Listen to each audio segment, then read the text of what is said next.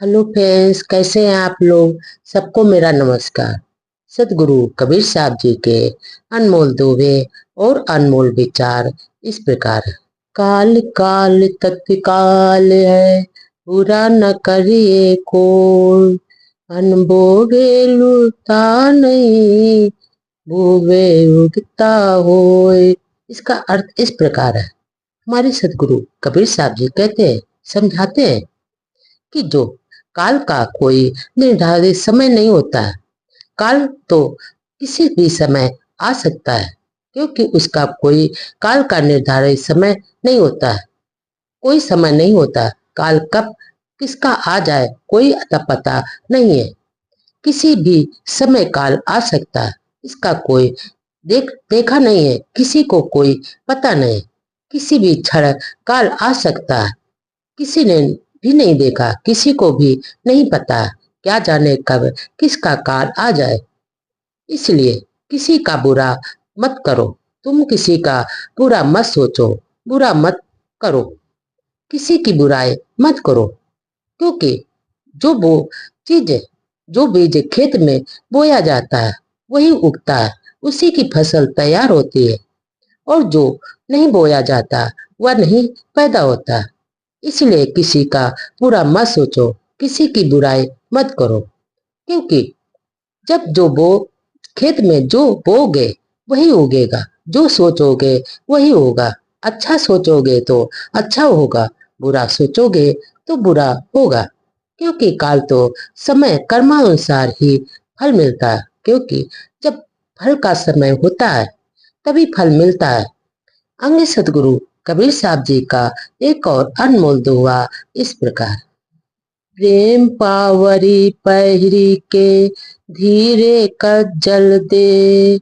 Seal सिंदूर भराए के, तब पिया सुख ले। इसका अर्थ इस प्रकार है। हमारे सतगुरु कबीर साहब जी कहते हैं कि जो प्रेमी रूप पायल पहनकर, जो लोग प्रेम रूपी पायल पहनकर और अपने नेत्रों में धैर्य रूपी काजल लगाकर, सिर में विनम्रता धैर्य का सिंदूर भरकर ही अपने प्रीतम का सुख प्राप्त कर सकते हैं।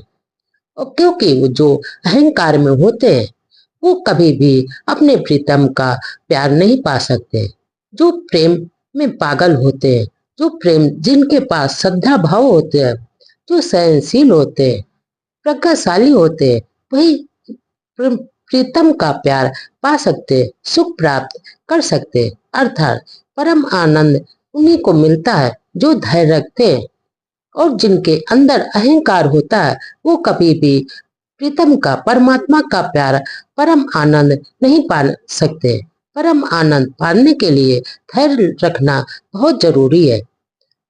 आत्मिक सुख पाने के लिए इन गुणों का होना आवश्यक है। और जिनके पास ये सारे गुण नहीं है उनको कभी भी परम आनंद नहीं मिलता, प्रीतम का सुख नहीं प्राप्त हो सकता है। संत पुरुष की यार से संतों की ही ते, लखा चाहे अलग को उन्हीं में लगे ले दे। इसका अर्थ इस प्रकार है। हमारे सतगुरु कबीर साहब जी कहते हैं, समझाते हैं कि जो संत पुरुष होते हैं, संत पुरुषों का शरीर और मन दर्पण की तरह होता है, शीशे की तरह होता है, सब स्वच्छ और साफ होता है। संत महापुरुषों का शरीर और मन दर्पण की तरह साफ और स्वच्छ होता है और निर्मल होता है। क्योंकि उनका जो मन होता है साफ और स्वच्छ होता है, वो मन दर्पण की तरह स्वच्छ और निर्मल होता है। और संत महापुरुषों के हृदय में तो परमात्मा का वास होता है। परमात्मा हमेशा बरसते हैं, परमात्मा का निवास होता है। और यदि तू परमात्मा को देखने का इच्छुक है तो मन को देख ले, तो परमात्मा मिल जाएंगे।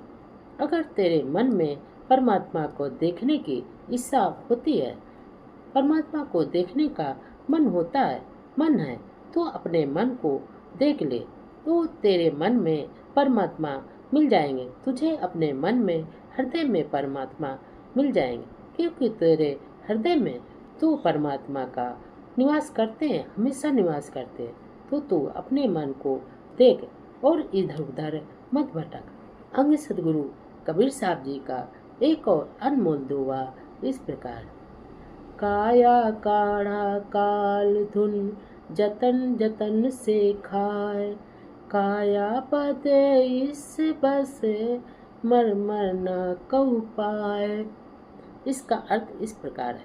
हमारे सतगुरु कबीर साहब जी कहते हैं, समझाते हैं कि अगर काष्ठ की लकड़ी की जो लकड़ी है रूपी शरीर को काल रूपी धुन धीरे धीरे खाए जा रहा है, ये जो इंसान का काठ रूपी अन्य लकड़ी का जो रूपी शरीर होता है, उस शरीर को काल रूपी धुन धीरे धीरे खाए जा रहा है। और इस शरीर के अंदर हृदय में जो ईश्वर का निवास होता है, परमात्मा का निवास है, यह मर के या रहस्य कोई मर्म का रहस्य कोई नहीं जानता है। क्यों जो हृदय में ईश्वर का निवास करता है, उसका यह ज्ञान किसी को नहीं, रहस्य किसी को नहीं पता है, कोई नहीं जानता है।